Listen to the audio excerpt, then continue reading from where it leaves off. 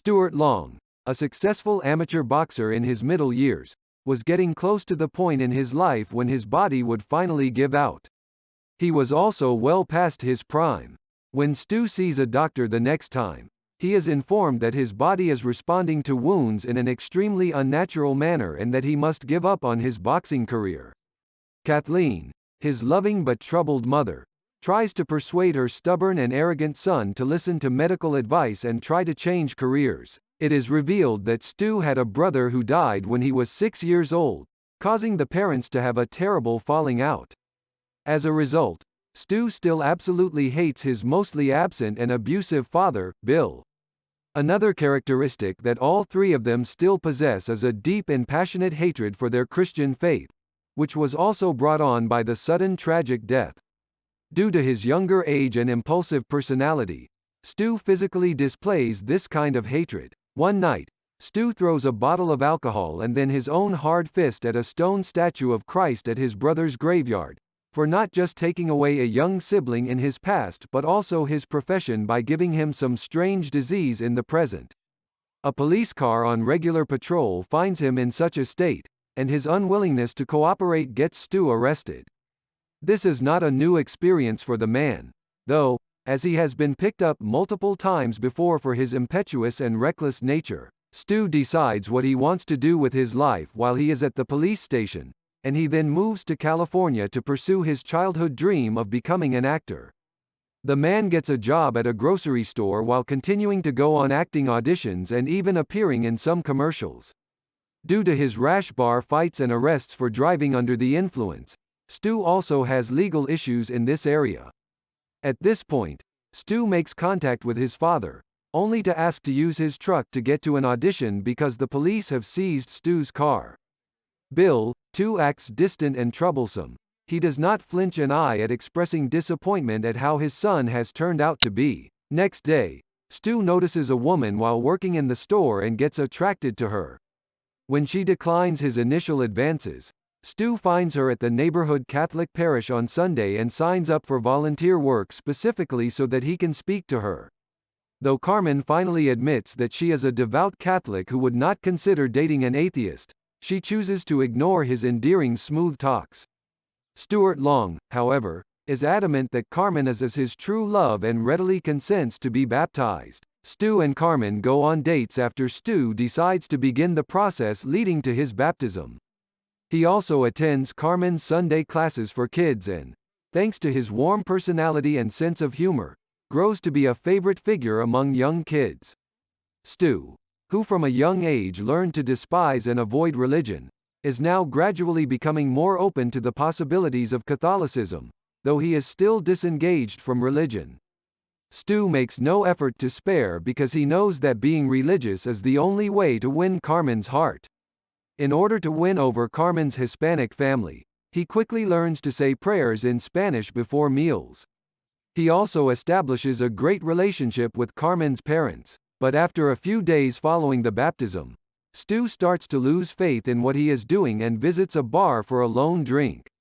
A stranger sitting next to him offers Stu some advice about the importance of being thankful for life while sporting a rough, dirty face and long hair.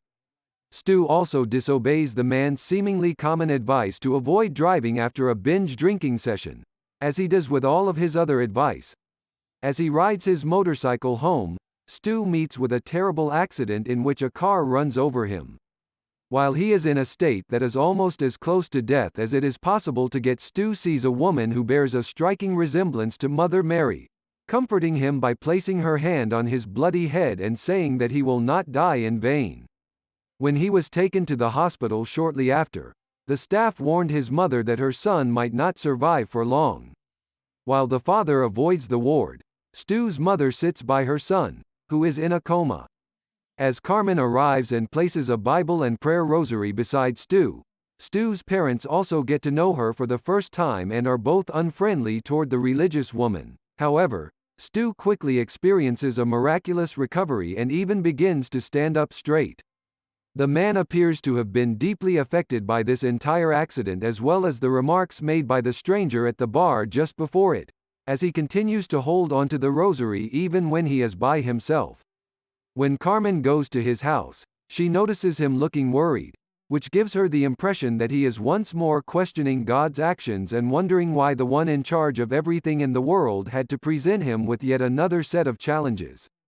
Carmen, who has always steadfastly abstained from sex before marriage, engages in physical intimacy with Stu in an effort to help him unwind the feeling that worried. Stu, however, was quite the opposite. He now began to wonder whether his life really had a purpose greater than mere mortals and began to feel grateful for his life, and the intimacy session made him feel somewhat guilty.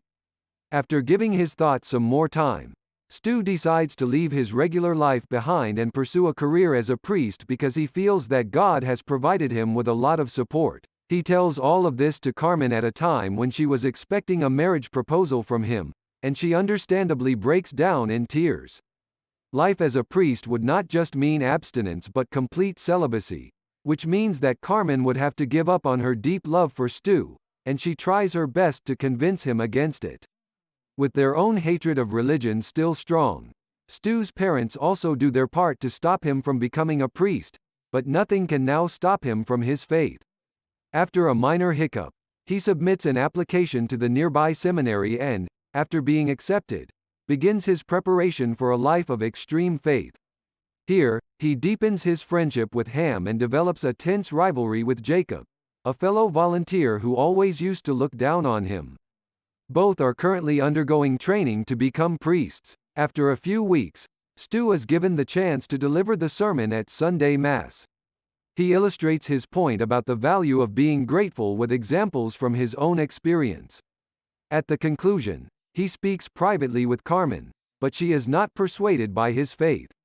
Stu is questioned about his previous romantic relationship after Jacob informs the rector of it. Stu is still tempted to hit someone who has wronged him, in this case Jacob, but he restrains himself. One day while playing basketball in the seminary courtyard, Stu collapses to the ground with his legs no longer letting him get back up on his feet. When tests are done, and he is admitted to a hospital, he is informed of an extremely rare disease that has been found in his body. The disease, very close to ALS or Lou Gehrig's disease, is one of the nervous systems that gradually takes away all control from all parts of the body, and the doctors report that there is no cure for it. They also inform him that he has at most 1 year before his organs start to fail, gradually pushing him towards imminent death.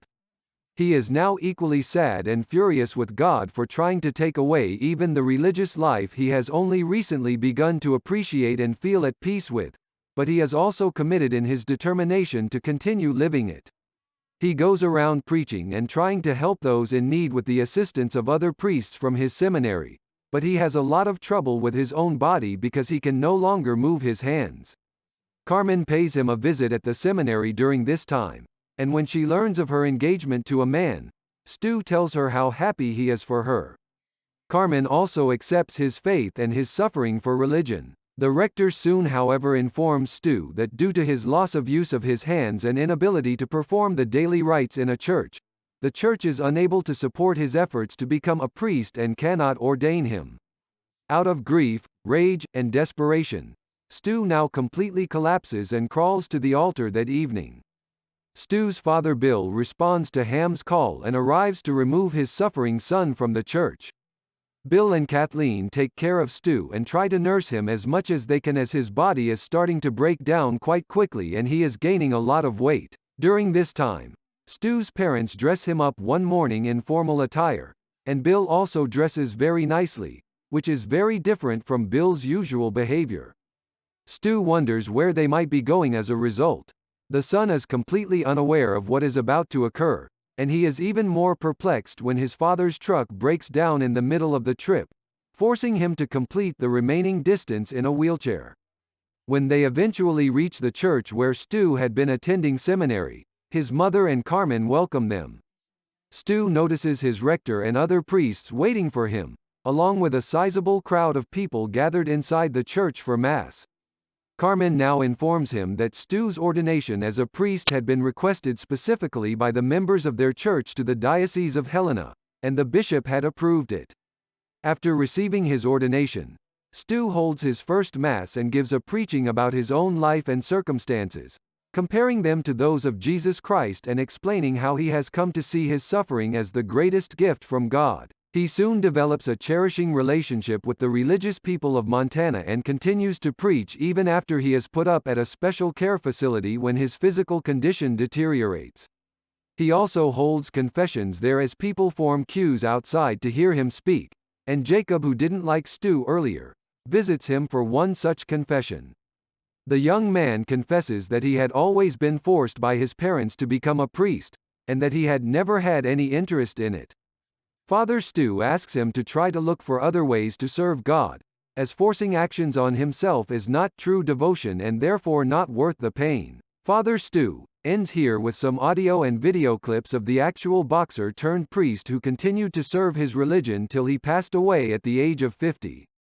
The self-realization that comes over the man, as presented in the film, does ease not only his own life but also that of his parents, who are seen finally at peace and acceptance with their life at the very end. Despite losing both of their sons, Stu's father decides to join a support group to help him with his alcoholism and learns that the only way he can find peace in his life is to spend it loving and supporting his wife. In this way, the violent man who had become a priest had benefited perhaps a few hundred people rather than thousands. What do you think about this movie? Let me know in the comments. If you want to watch more movies like this, don't forget to subscribe because we upload daily. Stay for more funs.